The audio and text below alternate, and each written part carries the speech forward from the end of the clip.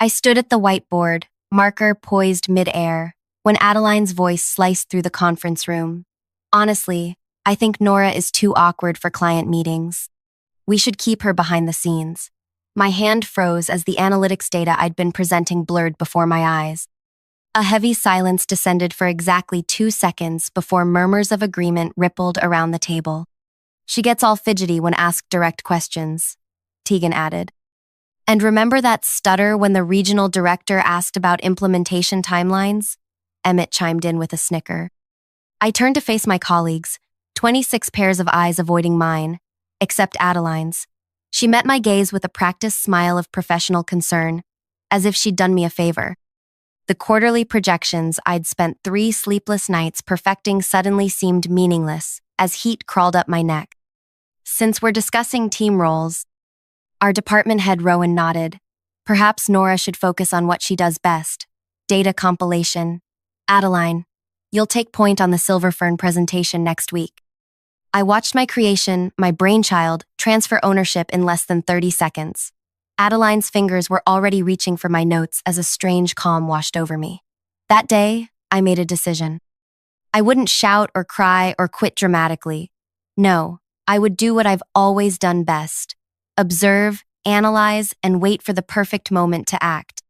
3 months later, when our CEO walked into that same conference room with me at his side and announced, "Meet your new division head," I savored every millisecond of Adeline's face as it transformed from confusion to horror.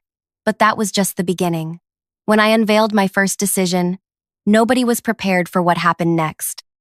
Before I tell you what I did to change everything in our company forever, I need you to understand my complete story. Listen until the end because what happened wasn't just about professional revenge. It was about dismantling a system that crushes quiet brilliance while rewarding the loudest voices in the room. My name is Nora Vestergaard. I'm 32 years old with a double master's in statistical analysis and organizational psychology. People who know me professionally use words like methodical, brilliant, and reliable. Those who know me personally, well, there aren't many, and that's by design. I wasn't born with social anxiety. As a child, I was curious and outspoken, raising my hand first in class, leading playground games. My parents, both academic researchers, encouraged questions at dinner and celebrated my perfect grades with quiet pride. Home was a sanctuary of logical discussion and respectful debate. Then came the 7th grade science fair. My project on bacterial growth patterns won first place, sending me to the state competition. Standing on that auditorium stage, beneath harsh lights with hundreds of eyes on me, something inside me shifted. My throat closed. My palms leaked sweat. My carefully memorized presentation disintegrated into stammered fragments. The judge's pity was palpable. That moment rewired something in my brain. Suddenly, being seen meant being vulnerable. Being heard meant risking humiliation. I retreated into books, data, and the comforting certainty of numbers that never judged. Despite this, I excelled academically and eventually landed at Quantum Analytics, a mid-sized tech company specializing in business intelligence solutions. For my first 4 years, I worked in research and development as my perfect habitat. Surrounded by fellow data enthusiasts, I thrived behind my dual monitors, developing algorithms that transformed raw information into actionable insights.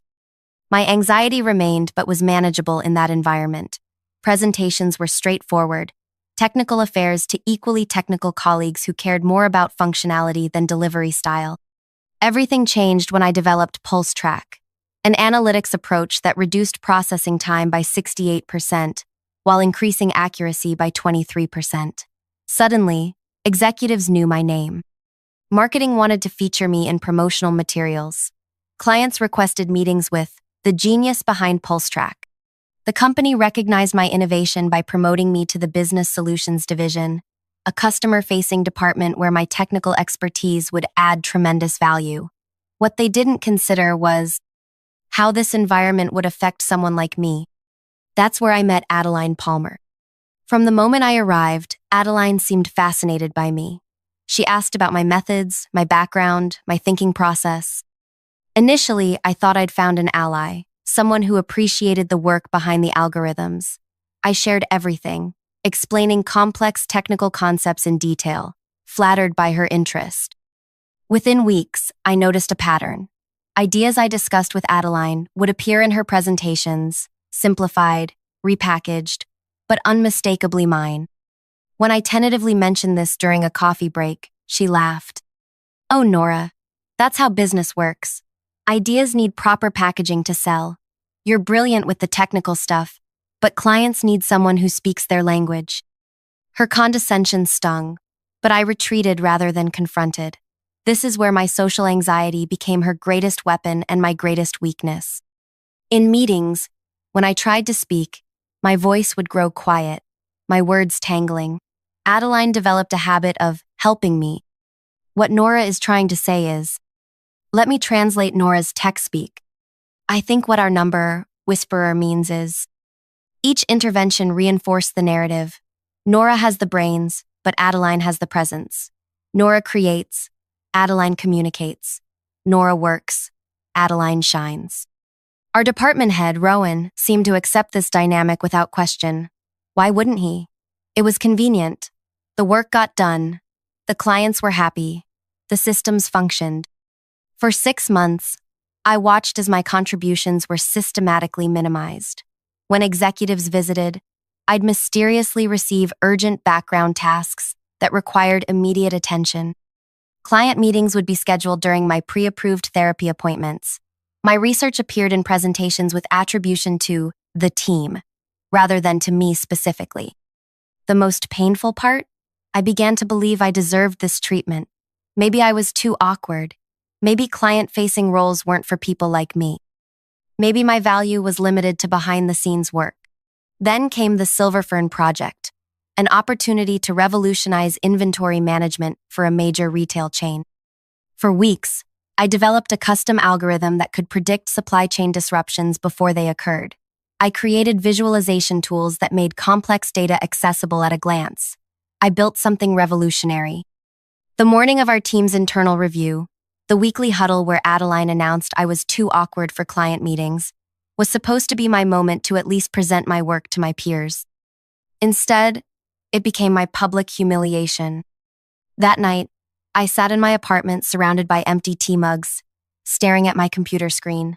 But instead of working on the project that had just been taken from me, I opened a new spreadsheet. Column A, date. Column B, meeting. Column C, my contribution.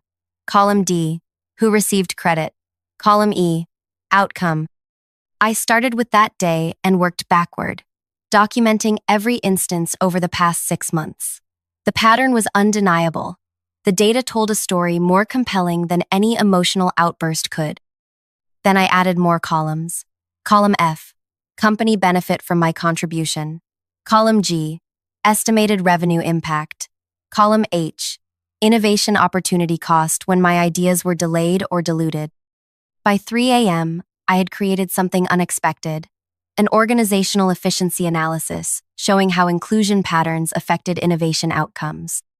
The data revealed that when diverse voices, particularly quieter ones, were included in decision-making, project success rates increased by 42%.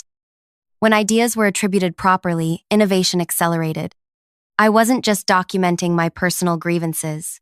I was exposing a systemic issue that cost the company millions in missed opportunities. 2 weeks later, working late again, I heard footsteps in the otherwise empty office. Looking up, I saw our CEO, Elliot, standing by my desk, eyes fixed on my monitor. "That's an interesting visualization," he said. "What am I looking at?" Time stopped. My heart hammered. The CEO was speaking to me directly for the first time since my onboarding 3 years ago. The familiar tightness gripped my throat. But something else happened simultaneously, a calm certainty that this moment mattered more than my fear. "It's an organizational efficiency analysis," I said, my voice quiet but steady. "I'm tracking how inclusion patterns affect innovation outcomes." To my surprise, he pulled up a chair. "Show me." For the next hour, I explained my project. With each minute, my voice grew stronger. The data was my shield. the analysis my sword. I wasn't talking about myself. I was presenting evidence. This shows that when contributions are properly attributed, team members are 87% more likely to bring forward additional innovations in the following quarter, I explained, pointing to a particularly telling graph. But when credit is consistently misattributed, innovation from those team members drops by 64% within 6 months. Elliot's eyes narrowed. And these red points? Those represent instances where ideas were presented by someone other than their originator, resulting in implementation delays averaging 4.6 weeks due to communication gaps. He was silent for a long moment. You've been tracking this across the entire business solutions division? Yes. Including your own experiences? I hesitated, then nodded. I'm data point 37. He leaned back, studying me with new interest. Nora, right? From RD originally? Yes, sir. The Pulse Track developer. One of the developers. I corrected, automatically, then flinched at my audacity. But Elliot smiled. No, I read the original patent application. It was primarily your work. He stood up. I'd like to continue this conversation. Are you free tomorrow morning? My office, 8 a.m.? After he left, I sat motionless, barely breathing. What had I just done? The following weeks were surreal. My mornings began with private meetings with Elliot, discussing my analysis and broader organizational insights. My days continued with the same exclusion from Adeline and the team. The contrast was jarring. Adeline noticed my morning absences and the occasional email from Elliot's assistant. Her approach shifted subtly. She began including me in smaller meetings, asking for my input, always when others were watching. But in private, her message was clear. It's cute that Elliot's taken an interest in your little project, she said one afternoon, cornering me in the break room. But don't forget, executives love to feel smart by discovering hidden talent. Once the novelty wears off, things return to normal. Just remember who actually runs this department day to day. She wasn't wrong about her informal power. Despite Rowan's title as department head, Adeline controlled information flow, project assignments, and client relationships. She'd cultivated an inner circle of team members who benefited from her favor and feared her disapproval. Meanwhile, my conversations with Elliot expanded beyond my original analysis. He asked about PulseTrack's potential applications for customer behavior prediction. He inquired about my thoughts on the company's 5-year technology roadmap. He listened when I spoke, really listened, without interrupting or translating. During one such meeting, after I'd explained how our current project management structure created unnecessary bottlenecks, he asked an unexpected question. If you were running business solutions, what would you change first? The question startled me. I'm not qualified to. Humor me, he said, hypothetically. So I told him about blind project reviews, where ideas would be evaluated without knowing their source, about balanced representation in client meetings, about performance metrics that rewarded collaboration rather than showmanship. Interesting, he said when I finished. Very interesting. 2 days later, Adeline escalated her campaign. During our weekly huddle, as I attempted to present updated analytics from the Silver Fern project, she interrupted. Let's be honest about something, she announced to the room. Some people are workhorses, others are show horses. Both have value, but everyone needs to know their place. Her eyes locked with mine. Nora, your quarterly analysis is excellent as always, but perhaps we should have Tegan present these findings to the client tomorrow. Your strengths are clearly in preparation, not presentation. The room grew uncomfortable. A few people shifted in their seats. Others studied their notepads intently. Actually, I said, my voice barely audible, I'd like to present my own findings. The silence that followed was deafening. Adeline recovered quickly. I admire your enthusiasm, but client relationships are delicate. The Silver Fern executives are expecting polished communication. Let's not risk the account with experimentation. Rowan, as usual, sided with Adeline. Nora, your contribution is noted and valued. Tegan, please work with Nora to ensure you understand the data thoroughly before tomorrow's presentation. That night, I emailed Elliot a meeting request. The subject line read simply, "Ready."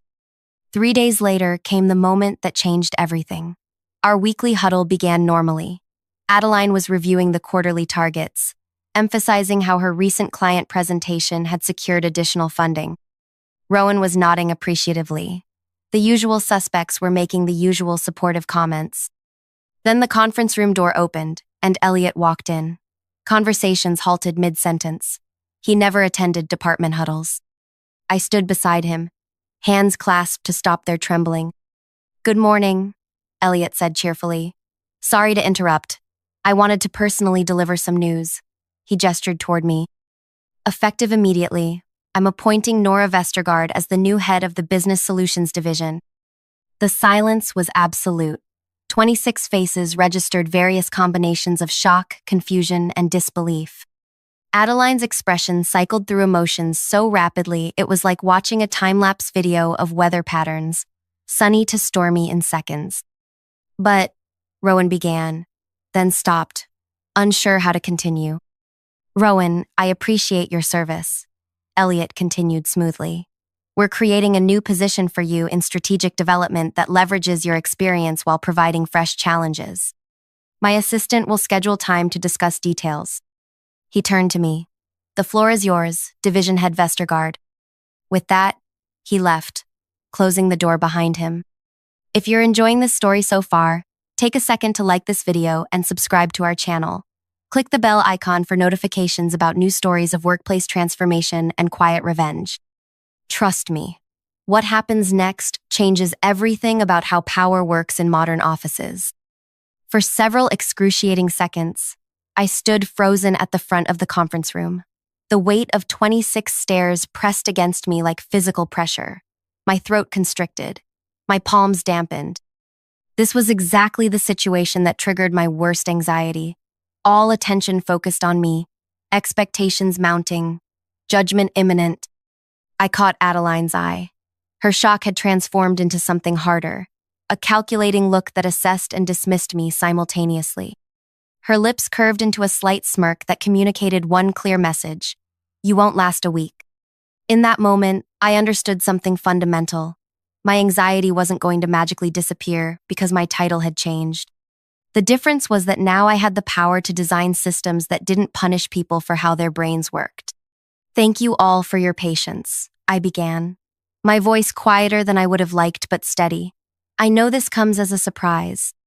"That's an understatement," Adeline interjected with a brittle laugh. "Congratulations, Nora. What an unexpected development." The emphasis on unexpected rang through the room, her way of suggesting I hadn't earned this position. I took a deep breath. As division head, I'll be implementing several structural changes to our workflows and evaluation systems.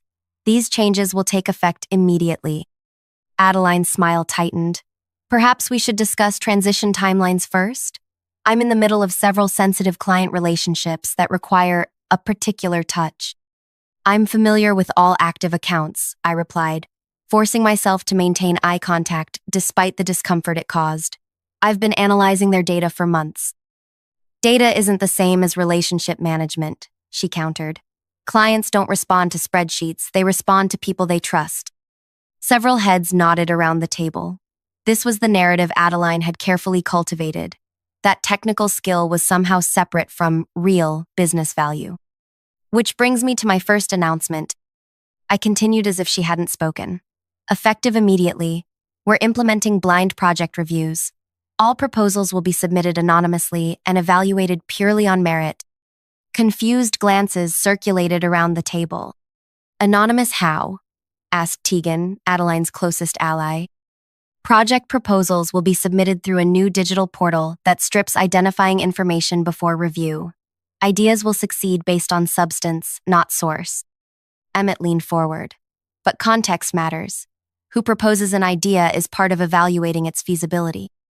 "Is it?" I asked. "Or does that just entrench bias?"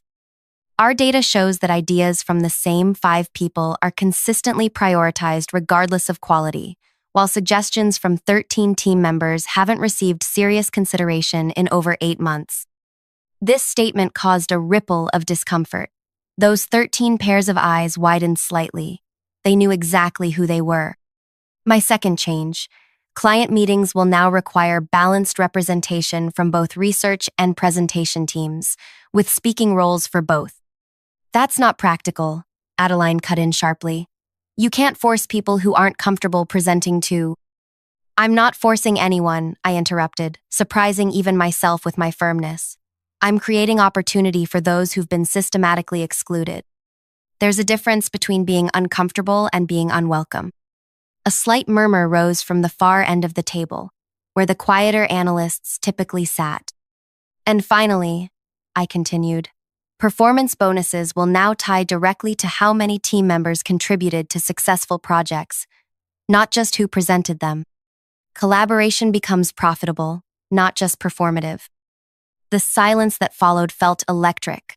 I had just dismantled the power structure that Adeline had carefully built over years, a system where controlling access to clients meant controlling careers. Does anyone have questions? I asked. 25 people stared at their notepads. Only Adeline met my gaze.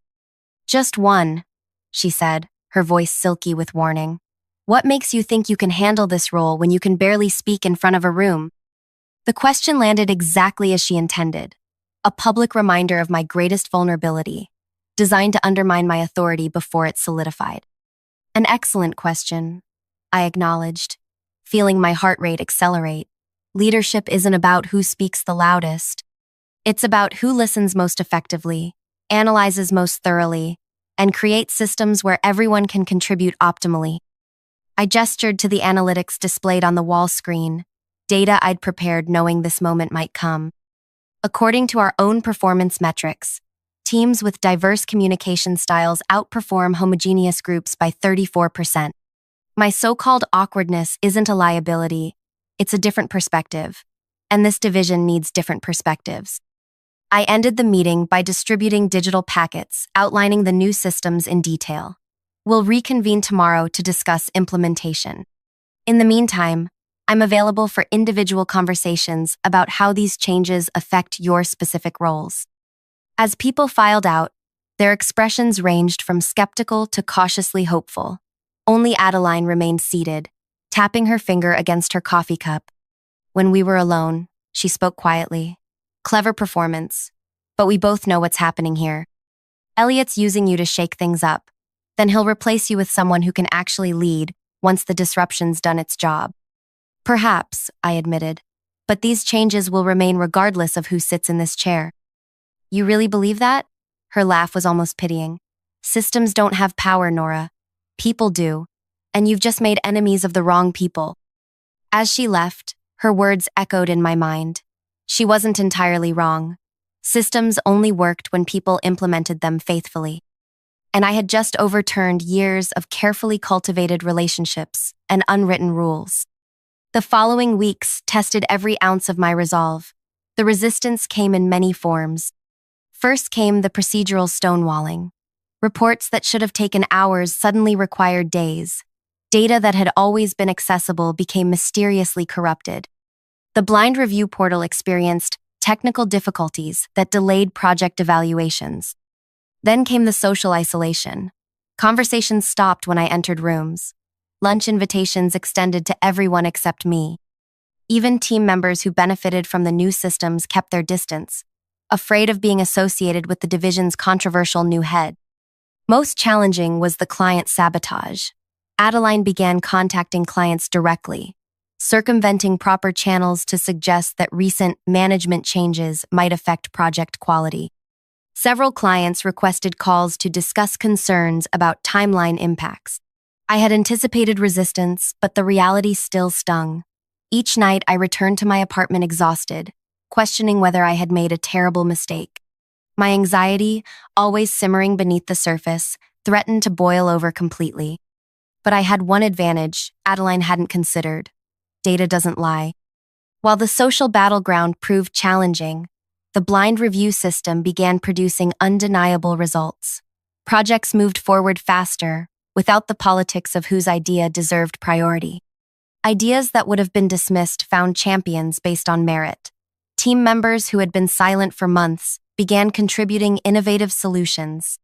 During the third week, something unexpected happened during the Silver Fern client call. Preston, a data analyst who typically remained hidden behind his screens, presented his section of the quarterly review with quiet competence. When the client asked a particularly challenging question about anomaly detection, Preston provided an explanation so clear and insightful that the client requested he be present at all future meetings. "I've never spoken directly to clients before," Preston told me afterward, voice tinged with disbelief. "Adeline always said my communication style was too technical." "Your communication style is exactly what that particular client needed," I replied. "Different audiences require different approaches. That's why diversity in presentation teams matters." Small victories accumulated. The developer team, previously relegated to implementation only, began joining strategy sessions where their technical expertise prevented several potential missteps. Two junior analysts, whose ideas had been consistently overlooked, identified a pattern in the Silver Fern data that ultimately saved the client millions in inventory costs. By the end of the first month, our division's efficiency metrics showed a 17% improvement. By the end of the second month, that number had risen to 29%. Not everyone was pleased with these results. Adeline and her inner circle continued their resistance, now focusing on narrative control. Lucky coincidences and honeymoon effects became their explanations for our improving numbers. During division meetings, they asked pointed questions designed to highlight my social awkwardness rather than discuss substantive issues. I expected Adeline to eventually adjust to the new reality, but she seemed incapable of adapting. Her power had always derived from controlling access and taking credit, both now impossible under the new systems. Without these tools, she struggled to demonstrate value. The turning point came during our quarterly executive review. Elliot and the leadership team sat at the back of the conference room while I presented our division's performance. Despite my racing heart and occasional stumbled word, the data was compelling. Our efficiency metrics, innovation pipeline, and client satisfaction scores all showed significant improvement. When I finished, Adeline raised her hand. "While the numbers are certainly interesting, I think we should acknowledge the strain these changes have placed on team morale and client relationships. Several key accounts have expressed concerns about our new direction." It was a calculated move, suggesting problems with our most valuable assets without providing specifics that could be refuted. "Which accounts specifically?" Elliot asked. Adeline smiled smoothly. "I've had private conversations with several clients who aren't comfortable expressing their concerns formally yet. They value long-standing relationships and don't want to create difficulties." "Interesting," I said, pulling up a new slide. "Because our client feedback metrics show a 24% increase in satisfaction across all accounts. Perhaps we could look at specific client responses?" The screen displayed anonymized but date-stamped client feedback forms showing overwhelmingly positive responses to our new collaborative approach. "Furthermore," I continued, "our employee engagement survey shows that 72% of team members report feeling their contributions are now more valued, compared to 34% 6 months ago." Adeline's expression hardened. "Surveys can be manipulated. Real leadership means understanding the unspoken concerns that people won't put in writing." "I agree completely," I replied, surprising her, "which is why I've been conducting one-on-one conversations with every team member and key client contact over the past 2 months." I nodded to my assistant, who distributed packets containing transcribed feedback themes, with identifying information removed from these conversations. The most consistent theme from these discussions was that people felt previous systems rewarded self-promotion over contribution, resulting in misaligned incentives and wasted potential. Elliot leaned forward. "And how have the new systems addressed this concern?" "By creating multiple pathways for contribution and recognition. Not everyone communicates the same way, but everyone deserves equal opportunity to have their ideas evaluated fairly." After the meeting, Elliot asked me to stay behind. When everyone else had left, he sat beside me rather than across the table. "You've exceeded my expectations, Nora," he said simply. "Thank you," I replied, unsure what else to say. Not everyone would have had the courage to completely redesign a division's operating model within days of taking leadership. I hesitated before responding. I didn't redesign it for courage's sake. I did it because the previous system was demonstrably inefficient and fundamentally unjust. He smiled. Exactly why you were the right choice. After a pause, he added, Adeline has requested a transfer to the East Coast office. The news shouldn't have surprised me, but somehow it did. When? Effective next week. She says she needs a fresh start where her leadership style will be better appreciated. I nodded, feeling a complex mix of emotions. Relief, certainly, but also a strange emptiness. Adeline had been the catalyst for both my greatest professional humiliation and my unexpected rise to leadership. Her absence would remove a significant source of tension, but it also represented the end of a chapter I hadn't finished processing. How do you feel about that? Elliot asked, studying my expression. Honestly, I never wanted her gone. I just wanted systems where people like her couldn't succeed by diminishing others. He nodded thoughtfully. That's why these changes will outlast individual personalities, including yours and mine. You've built something sustainable. In the months that followed, our division continued to evolve. The blind review system expanded to include resource allocation and promotion considerations. The balanced representation requirement for client meetings became standard practice across all departments. The collaborative bonus structure was adopted company-wide. Most importantly, the culture slowly transformed. Team members who had been silent began finding their voices, not by becoming extroverts, but by having their contributions valued regardless of delivery style. Those who had relied on self-promotion rather than substance either adapted to merit-based evaluation or, like Adeline, sought environments more hospitable to their approach. 6 months after that fateful huddle where Adeline declared me too awkward for client meetings, I received an email that brought everything full circle. Silverfern, our most prestigious client, was hosting an innovation summit and requested that I deliver the keynote address on The Quiet Revolution, How Inclusive Systems Drive Innovation. As I prepared my presentation, I reflected on how much had changed and how much hadn't. My social anxiety hadn't disappeared. Public speaking still triggered physical symptoms that required management techniques and occasionally medication. I still preferred data analysis to networking events.